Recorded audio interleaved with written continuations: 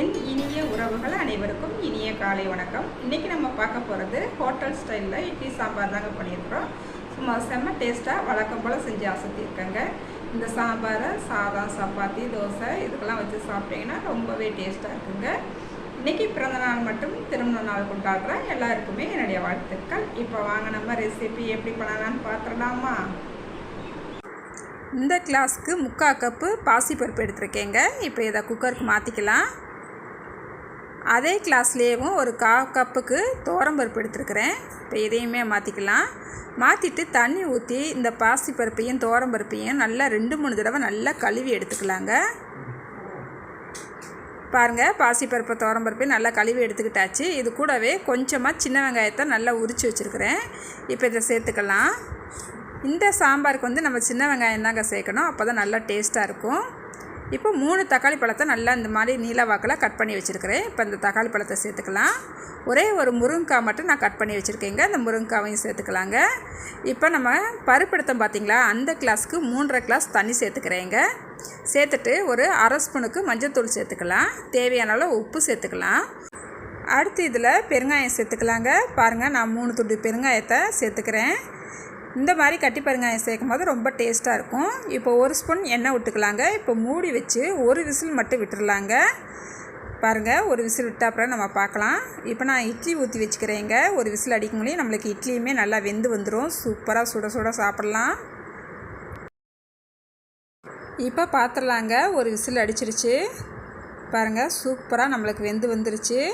நல்லா மலர்ந்து பருப்பு நல்லா வெந்து வந்திருக்கு. இந்தளவுக்கு வெந்தால் போதும். ரொம்ப வெந்துருச்சுன்னா சாம்பார் ரொம்ப விழுக்குன்னு ஒரு மாதிரி ஆயிரும். அதனால் இந்தளவுக்கு வெந்தால் போதுங்க. இப்போ இது கொஞ்சம் கெட்டியாக இருக்குது, அதனால் ஒரு கிளாஸ்க்கு மட்டும் தண்ணி சேர்த்துக்கலாங்க. பாருங்கள், இது கூடவே 2 பச்சை மிளகாவை சேர்த்துட்டு நல்லா அடுப்பை பற்ற வச்சுக்கோங்க. நல்லா கொதி வரட்டும். ஒரு 2 நிமிஷத்துக்கு நல்லா கொதிக்கட்டும். இப்போ இதில் 2 ஸ்பூன் சாம்பார் பொடியை சேர்த்துக்கலாங்க. பாருங்கள், சாம்பார் பொடி இந்த மாதிரி கடைசியாக சேர்க்கும் போது சூப்பராக இருக்குங்க. நல்லா வாசமாக கமகமன்னு இருக்கும் இந்த சாம்பார். இது நல்லா ஒரு 2 நிமிஷத்துக்கு கொதிக்கட்டுங்க.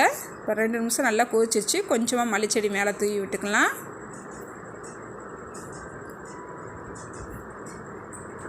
பாருங்கள், நம்ம சேர்த்துருக்கிற முருங்கைக்காய் 1-2 குழஞ்சி வந்திருக்கிறோம். ஆனாலுமே இந்த ஃப்ளேவர் இந்த சாம்பாருக்கு முருங்கைக்காய் ஃப்ளேவரோடு சாப்பிட்றதுக்கு ரொம்பவே டேஸ்ட்டாக இருக்குங்க. எங்களுக்கு இந்த முருங்கைக்காய் சேர்க்காமல் நான் எப்போயுமே சாம்பார் செய்ய மாட்டோம். உங்களுக்கு இந்த மாதிரி முருங்கைக்காய் குழஞ்சி வந்தது பிடிக்கும் அப்படின்னு நினச்சிங்கன்னா நீங்கள் சேர்த்துக்குங்க. பிடிக்காதுன்னு நினச்சிங்கன்னா ஸ்கிப் பண்ணிக்கோங்க. வெறும் தக்காளி, வெங்காயம் மட்டும் போட்டு செஞ்சால் போதுங்க. ரொம்பவே டேஸ்ட்டாக இருக்கும். இப்போ இந்த சாம்பாருக்கு ஒரு தாளிப்பு கொடுத்துடலாங்க. இப்போ ஒரு சின்ன கடாய், தாளிப்பு கடாய் அடுப்பில் வச்சுக்கிட்டு இதில் 2 ஸ்பூனுக்கு எண்ணெய் விட்டுட்டு கடுகு சேர்த்துக்கலாம். கடுகு நல்லா பொரிஞ்சு வந்தோடனே ஒரு 1/4 ஸ்பூனுக்கு வெந்தயம் சேர்த்துட்டு ஒரு 1/2 ஸ்பூனுக்கு சின்ன சீரகம் சேர்த்துக்கலாங்க. அதுக்கப்புறம் 2-3 சின்ன வெங்காயத்தை நல்லா பொடிசாக கட் பண்ணி வச்சுருக்கிறேன். இதையும் சேர்த்துக்கலாங்க. வெங்காயம் நல்லா பொன்னிறமாக வரணும். இப்போ இது கூடவே ஒரு 2-3 வத்தல் சேர்த்துக்கலாங்க. நல்லா வத்தல் சேர்க்கும் போது ரொம்பவே வாசமாக இருக்கும். இப்போ வெங்காயம் நல்லா பொன்னிறமாக வந்துருச்சு. கொஞ்சமாக கருவேப்பிலை சேர்த்துக்கலாம். கருவேப்பிலை நல்லா புரிஞ்சு வரணும். இந்த அளவுக்கு வரணுங்க. இப்போ நம்ம அடுப்பை ஆஃப் பண்ணிக்கலாம். இது போதுங்க. இந்த மாதிரி நம்ம தாளிப்பு சேர்க்கும் போது அந்த சாம்பாரோட வாசம் இன்னும் அதிகமாக சூப்பராக இருக்குங்க.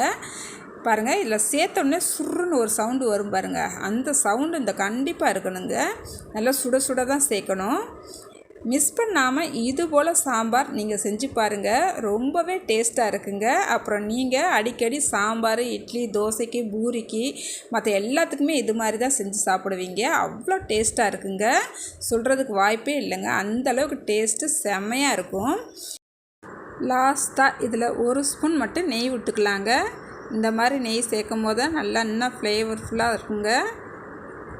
நல்லா ஒரு தடவை கலந்து விட்டுக்கலாம். இந்த சாம்பாரை நீங்கள் மிஸ் பண்ணாமல் ஒரு தடவை செஞ்சு பாருங்கள். ரொம்பவே டேஸ்ட்டாக இருக்குங்க. நீங்கள் செஞ்சு பார்த்துட்டு எப்படி வந்துச்சுன்னு மறக்காமல் கமெண்ட்டில் சொல்லுங்கள். இந்த வீடியோ உங்களுக்கு பிடிச்சிருந்தால் லைக் பண்ணுங்கள், ஷேர் பண்ணுங்கள். புதுசாக பார்க்குறவங்களா இருந்தால் என்னோடய சேனலை சப்ஸ்கிரைப் பண்ணிக்கோங்க. பாய். அடுத்து ஒரு ரெசிபியில் பார்க்கலாங்க.